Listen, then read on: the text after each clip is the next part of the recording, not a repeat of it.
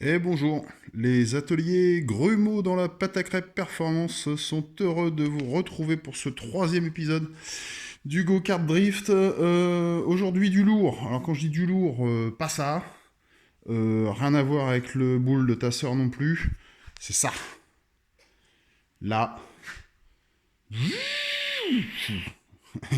t'y as cru?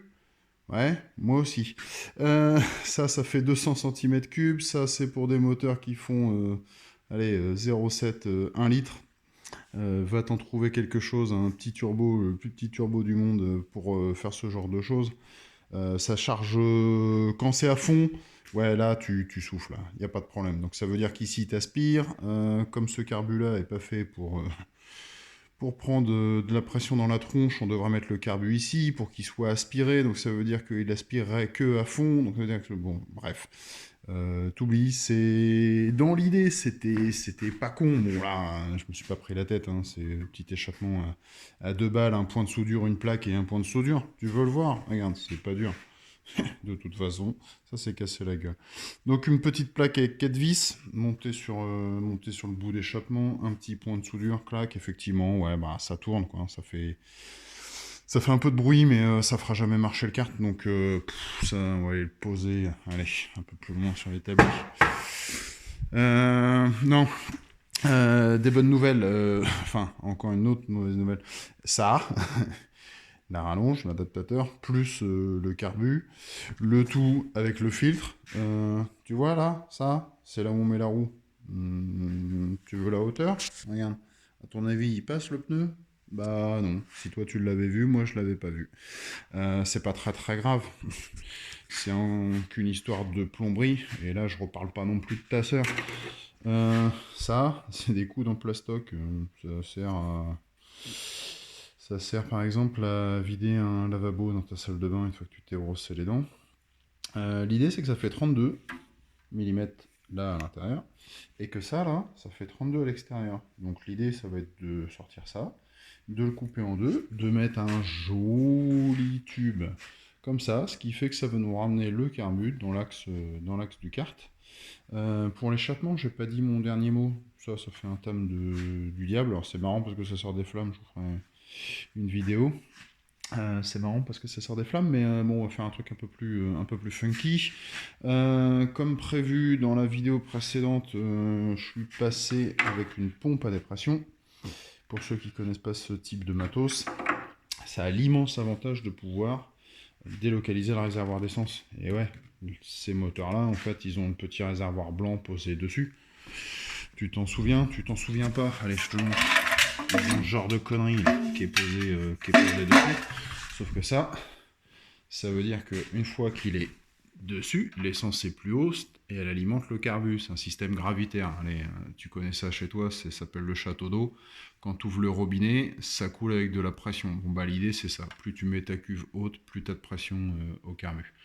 Si tu veux, comme moi, virer ça pour gagner de la place, là, pour passer ton coude, quand tu vas tourner le cerceau, ah oui, nouveau cerceau d'ailleurs, quand tu veux passer ton coude là sur le côté, parce que bah, là, hein, rapidement ça te gêne, bah, l'idée c'était de reprendre le réservoir d'origine, et pour ce faire, il va falloir que l'essence, elle passe là, il y a un plongeur dedans, hein, qui va chercher l'essence, un plongeur lesté, ça repasse par ce tuyau là, et ça doit arriver là-bas.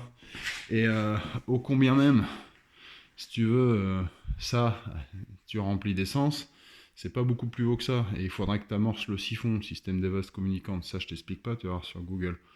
L'idée, c'est de mettre une pompe à dépression. Donc, comment ça marche, ça? Dedans, il y a une petite membrane. Et une entrée d'essence, une sortie d'essence. Et l'autre, ça va être la dépression. Donc, quand moi j'aspire, encore rien à voir avec ta sœur, mais quand tu aspires au bout de ça, tu fais arriver de l'essence dans le carbu par l'intermédiaire de cette pompe-là. Donc ce qu'on va faire, c'est qu'une fois qu'on aura monté ce coude-là, et ben on va continuer à faire de la bidouille. Je sais pas si tu vois, ça c'est une bête vis. Et en fait l'idée c'est qu'elle a été percée. Donc l'idée ça va être de la visser, certainement dans l'autre sens, on va voir comment on fait, mais l'idée c'est de se faire un piquage, puisque quand ton moteur il aspire, que ton carbu, ton boisseau soit ouvert ou fermé, de toute façon ici tu es en dépression. et tu génères suffisamment de dépression pour faire marcher la petite pompe à membrane que tu as vue là. Voilà, donc quand j'y mets de la dépression, le moteur marche bien. Là, bon, effectivement, sans dépression, une fois que tu as siphonné les 3 gouttes qu'il y avait dans la cuve du carbu, il se passe plus rien. Et puis m'est venu d'autres idées parce que j'ai dû démonter ce bordel, j'arrivais pas à l'éteindre ce foutu moteur. Je me suis dit que ça c'était HS, non, c'était pas HS du tout. Le truc qu'il y a, c'est qu'il y avait un fil qui était mal branché dans ce bordel. Bon, bref. Quoi dire de plus? Le volant. Alors ça, le volant, ça a de la gueule. Ça, c'est pareil, hein, toutes les conneries de chez AliExpress. Ça vaut 20 balles, ça vaut pas plus, mais franchement, voilà, vous y fiez pas à ça, c'est une putain d'arnaque de contrefaçon. Le gros avantage, c'est surtout ça, voilà. Vous pouvez l'enlever, vous pouvez l'en mettre dessus, forcément, je le fais à la vidéo. Ah non, ça fonctionne, d'habitude, il faut que je chante ça 3 fois avant que ça fonctionne. Eh bien, voilà, on avance. Si gros changement, ça je vous l'ai pas dit dans la vidéo numéro 2, le pignon là, donc d'embrayage, a été changé, enfin tout l'embrayage complet, parce que l'embrayage avec les 17 dents, un pignon beaucoup plus gros, forçait beaucoup plus, et finalement il a tenu 2 secondes 47 centièmes, pas plus. Voilà, je vais aller faire un tour dans le terrain. Alors, faire un tour dans le terrain, rouler comme un connard sur un chemin encaillouté au ras du sol, alors qu'il y a une plaque de protection ici, mais pas sous ton cul, et surtout avoir démonté les freins intégralement, voilà, là il n'y a plus rien, le mètre cylindre il est censé être là, et la pédale de frein elle est là, tu vois, et ça va nulle part.